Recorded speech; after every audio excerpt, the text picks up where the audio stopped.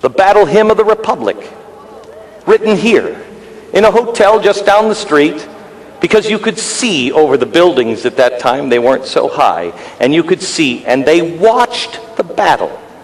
That's where the Battle Hymn of the Republic here was written.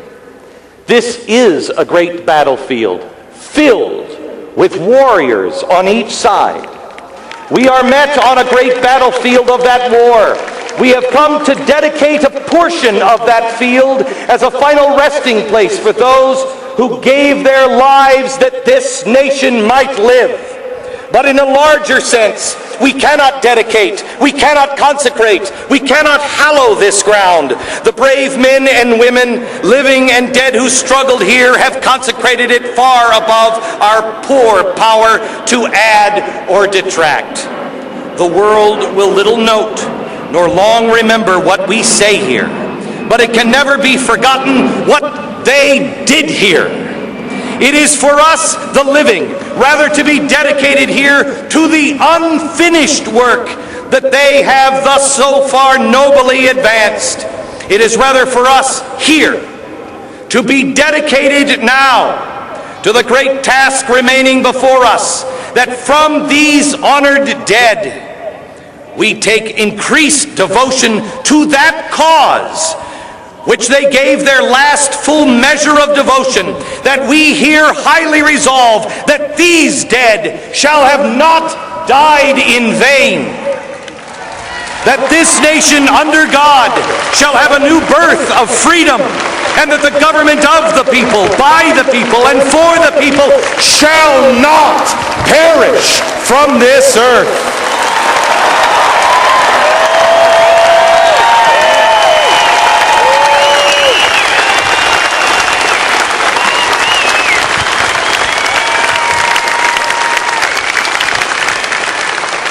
America is at a crossroads, and we must decide, are those words that Abraham Lincoln spoke, and they have no relevance or meaning on us today?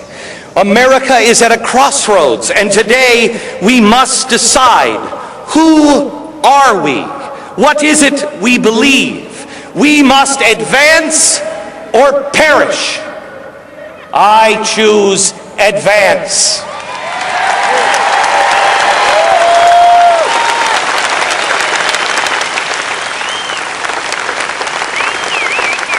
After the Gettysburg Address, go in and read. I invite you today, go in and read the second inaugural. Abraham Lincoln found God in the scars of Gettysburg. He was baptized and gave the second inaugural. He looked to God and set men free. America awakens again. It's the same story throughout history, all of mankind's history.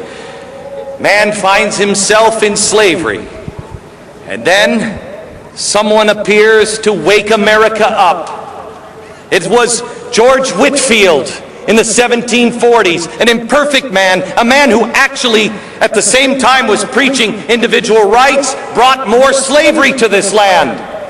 But it was his words that inspired an American generation.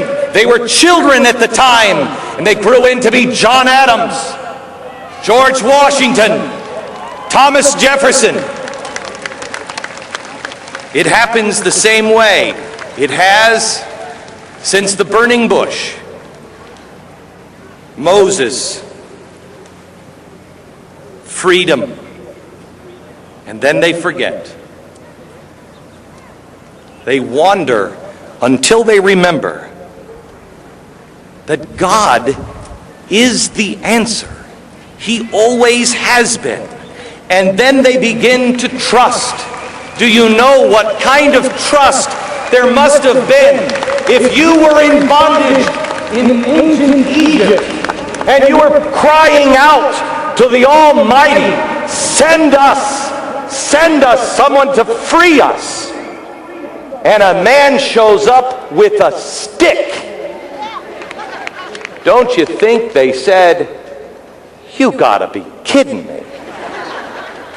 The all-powerful, the almighty, and he sends a man slow of speech with a stick. But look what that stick and that man did. Have trust in the Lord and recognize that Moses and Abraham Lincoln and George Washington, they were men. They were just like you. They just picked up their stick. I think I can relate to Martin Luther King out of all of these giants. I can relate to Martin Luther King probably the most because we haven't carved him in marble yet. He's still a man. And that's the message, that man makes a difference. What is it that these men have that you don't? What is it? Abraham Lincoln, the American Indian, Frederick Douglass, the moonshot, the pioneers. What is it they have that you don't have? The answer is nothing. They are exactly like you. They just did the hard thing. They just decided not to see themselves in any other way other than, "Oh crap, I gotta cross the mountains." Ask yourself, would you have crossed the mountains? I think I would have been stuck at the first river. And if I would have made it all the way to the Rockies, my family would have been right there in Denver, Colorado. Because I would have gotten there and went, "Oh, you gotta be kidding me." They went on. They relied on God and God's grace. America is great because America is good. But that's not the entire story. She's not just good because she's good. America is only what we choose her to be. We, as individuals, must be good so America can be great.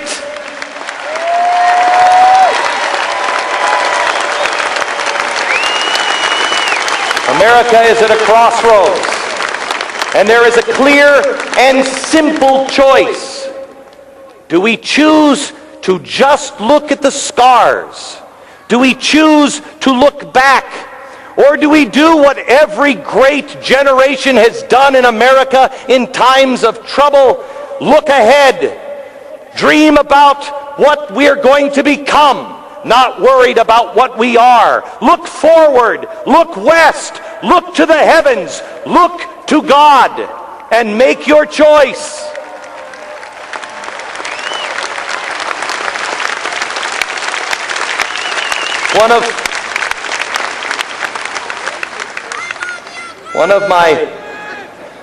One of the phrases that comes to mind a lot is, "That which you gaze upon, you shall become." What is it we're gazing upon? What is it we look at? Why have we missed gazing upon the reflecting pool?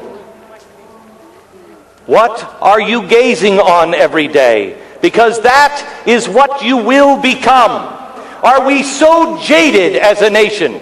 Are we so pessimistic that we no longer believe in the individual and the power of the individual? Do we no longer believe in dreams and the power of one person making a difference? I testify to you here and now, one man can change the world.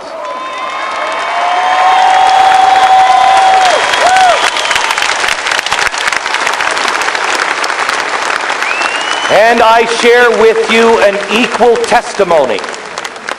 That man or woman is you. You make the difference. Do not stand and look to someone else. Look to yourself. Pick up your stick and stand.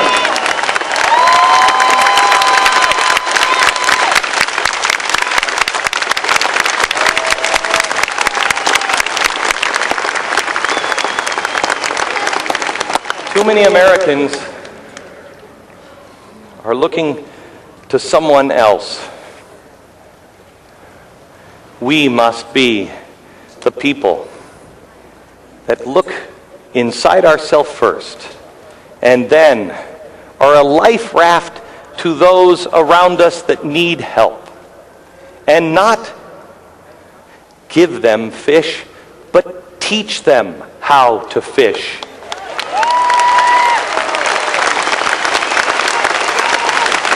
We are a nation. We are a nation, quite honestly, that is about as good a shape as I am, and that ain't very good. I was running around here this week on these steps trying to line up everything. I'd get up to the top and I'm like, okay, I got to sit down for a second. Because we've had a soft life. The poorest among us are still some of the richest in the world. The poorest among us have blessings beyond the wildest imagination of anyone that Mother Teresa visited. And yet, we don't recognize it. Instead, we've grown tired. We've grown weak. We're dividing ourselves. There is growing hatred in the country.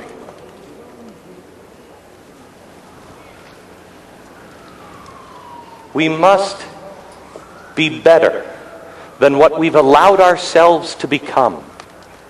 We must get the poison of hatred out of us, no matter what anyone may say or do, no matter what anyone smears or lies or throws our way or to any American's way. We must look to God and look to love. We must defend those that we disagree with, but are honest and have integrity. There are people that were on this stage, and I don't have permission to say who they were, but there were people on this stage that not only took great personal risk, but also, one in particular, organized for our president, led a prayer breakfast, is a Democrat. You would think the media will tell you that there was only a bunch of tea parties. No. That person stood on this stage because of honor and integrity. There's a lot we can disagree on, but our values and our principles can unite us. We must discover them again.